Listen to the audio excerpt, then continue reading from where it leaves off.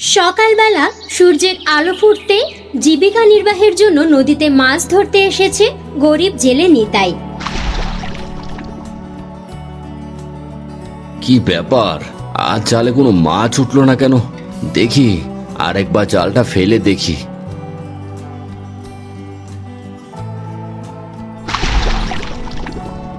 এ কি, এবারও তো জালে কোনো মাছ উঠলো না। কিন্তু এমনটা তো কখনো হয়নি। তবে কি আমার আগে কেউ এসে মাছ ধরে নিয়ে গেছে? নদীতে বারবার জাল ফেলে একটাও মাছ না পেয়ে হতাশ হয়ে পড়লেও যেন হাল ছাড়লো না নিতাই। শেষবারের মতো আরো একবার জাল ফেলতেই সে বুঝতে পারলো জালের ভেতরে যেন বড় কিছু একটা আটকা পড়েছে।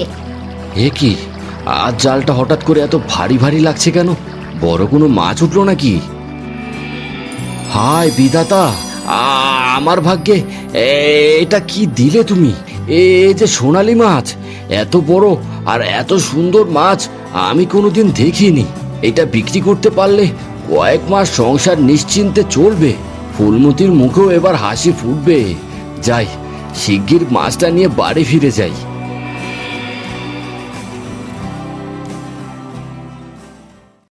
ও বাবা গো, এত বড় মাছ!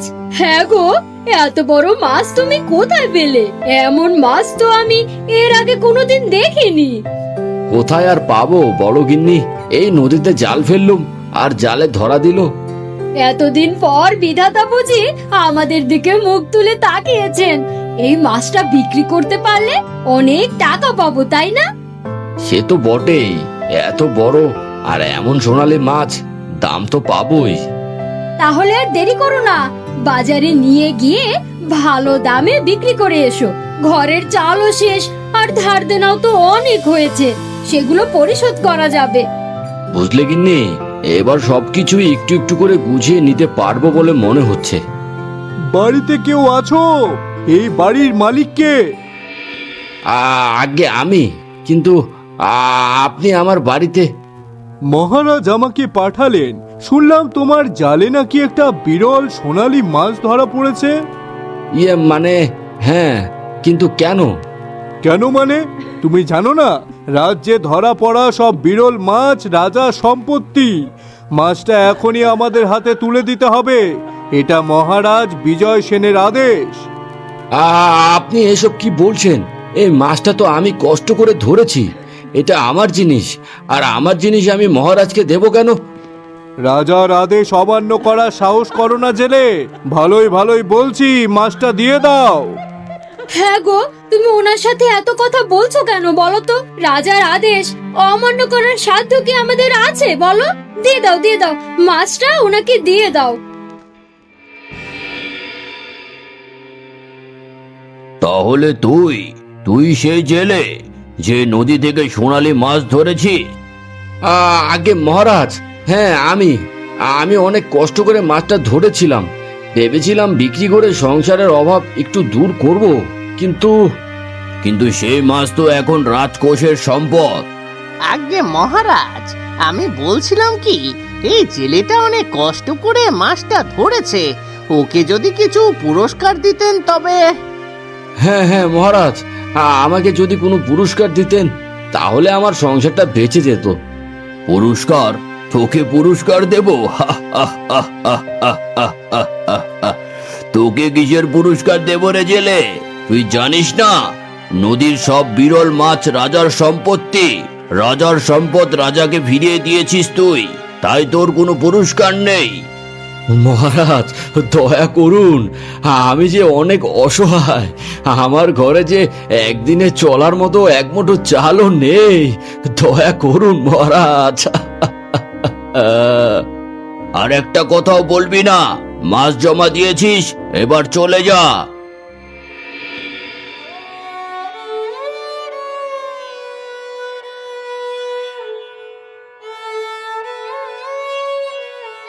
কি হলো গো, তুমি এমন মন খারাপ করে বসে আছো কেন? রাজা কি তোমাকে কোনো পুরস্কার দিলেন না?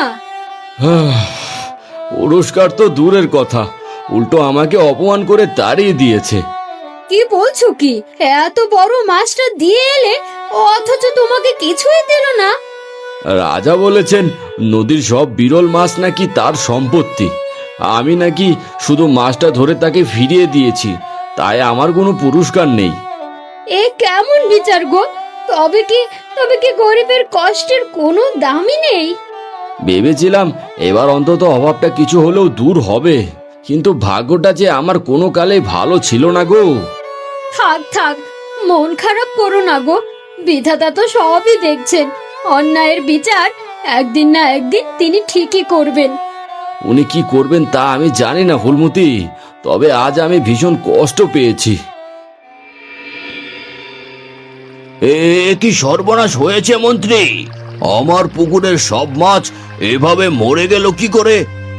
মহারাজ, বিষয়টা তো আমিও বুঝতে পারছি না। আর এমন ঘটনা তো আর আগে কখনো ঘটেনি। বিষয়টা কেমন যেন রহস্যজনক লাগছে। রহস্যজনক? তুমি এখানে কিসের রহস্য পেলে মন্ত্রী? আর কি কারণে মাছগুলো এভাবে মরে ভেসে উঠেছে সেটা যেভাবেই হোক খুঁজে বের করো। জি মহারাজ, আপনি কোনো চিন্তা করবেন না। আমি এখনই রাজ্যের বিভিন্ন জায়গায় লোক পাঠিয়ে এই রহস্য উদ্ঘাটন করছি। শুনে রাখো, যে এই রহস্যের আসল কারণ খুঁজে বের করবে তাকে আমি বড় পুরস্কার দেব, কিন্তু যদি কেউ এর গাফলতি করে তবে তাকে কঠিন শাস্তি দেওয়া হবে। আজ্ঞে মহারাজ, আমি এখনই রাজ্য জুড়ে এই ঘোষণা দেওয়ার ব্যবস্থা করছি।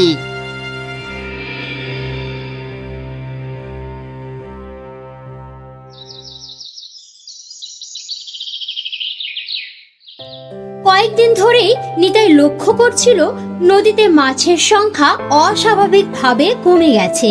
আজকেও নদীতে জাল ফেলে একটা মাছও পেল না সে, যা মুহূর্তের মধ্যে একটা উদ্বেগের কারণ হয়ে দাঁড়ালো তার মনে। বেশ কয়েকদিন ধরে লক্ষ্য করছি নদীতে কোনো মাছ নেই। এত বড় নদী অথচ একটাও মাছ নেই, বিষয়টা তো খুব একটা সুবিধার ঠেকছে না। বারবার জাল ফেলেও কোনো মাছ না পেয়ে নদীর পাড় ধরে উজানের দিকে হাঁটতে শুরু করলো নিতাই। আর হাঁটতে হাঁটতে কিছু দূর গিয়ে সে লক্ষ্য করলো একটা নতুন বড় বাঁধ তৈরি করা হয়েছে নদীর উপর। এইবার বুঝলাম, এখানে বাদ দিয়ে নদীর স্রোতই তো বন্ধ করে দিয়েছে। নদীতে যদি জল ঠিকভাবে চলাচল না করে তবে মাছ বাঁচবে কি করে? এই কারণে মনে হচ্ছে রাজপ্রাসাদের পুকুরের মাছগুলো মারা গিয়েছে। বিষয়টা এক্ষুনি মহারাজকে জানাতে হবে। মহারাজ, রাজ্যের মধ্যে যে সংকট দেখা দিয়েছে তা একমাত্র নদীর উজানের বাঁধ দেওয়ার কারণেই হয়েছে। বাঁধ দেওয়ার কারণেই জলের স্রোত বন্ধ হয়ে গিয়েছে, যার ফলে মাছগুলো মারা যাচ্ছে। কি কি বললি তুই? নদীর বাঁধের জন্য এসব হচ্ছে? আমার রাজ্যের বিরুদ্ধে এত বড় অপবাদ দেওয়ার সাহস কি করে হলো তোর? বিশ্বাস করুন মহারাজ, আমি রাজ্যের বিরুদ্ধে কোনো অপবাদ দিচ্ছি না। যেটা সত্যি আমি শুধু সেটাই বলছি। মহারাজ, নিতাই যখন এত করে বলছে তখন একবার তদন্ত করে দেখলে হয়তো। চুপ করো মন্ত্রী, এই জেলের মতো কথা বলবে না। সৈনিক, এক্ষুনি এই জেলেটাকে কারাগারে নিয়ে যাও। দাঁড়ান মহারাজ, দাঁড়ান। নিতাই কোনো মিথ্যে বলেনি। আমি নিজে গিয়ে দেখেছি, নদীর উজানে বাঁধ দেওয়ার কারণেই জলের স্রোত বন্ধ হয়েছে। তাই অক্সিজেনের অভাবে নদী আর রাজপুকুর দুই জায়গার মাছগুলোই মারা যাচ্ছে। তাহলে তাহলে কি এই নিতাই সত্যি বলেছিল? আজ্ঞে মহারাজ, এই নিতাই যা বলেছে ঠিক বলেছে। নিতাই, তুমি বারবার বলা সত্ত্বেও আমি তোমার প্রতি অন্যায় করেছি, তুমি আমাকে ক্ষমা করে দাও। না না মহারাজ, আপনি এভাবে আমার কাছে ক্ষমা চাইবেন না। মন্ত্রী, আজকের মধ্যেই নদীর বাঁধ ভেঙে ফেলার ব্যবস্থা করো। আর পুরো রাজ্যে এটাও ঘোষণা করে দাও, রাজা বিজয় সেন আজ থেকে কোনো গরিব মানুষের সঙ্গে অন্যায় করবে না। আর নিতাইকে রাজকোষ থেকে 2 কলস স্বর্ণ মুদ্রা পুরস্কার দাও। সেদিনের পর থেকে রাজা বিজয় সেন রাজ্যের কোনো অসহায় মানুষের উপর জুলুম করেনি। আর রাজকোষ থেকে পাওয়া 2 কলস স্বর্ণ মুদ্রা দিয়ে বাকি জীবন বেশ সুখে শান্তিতে কাটতে লাগলো নিতাইয়ের।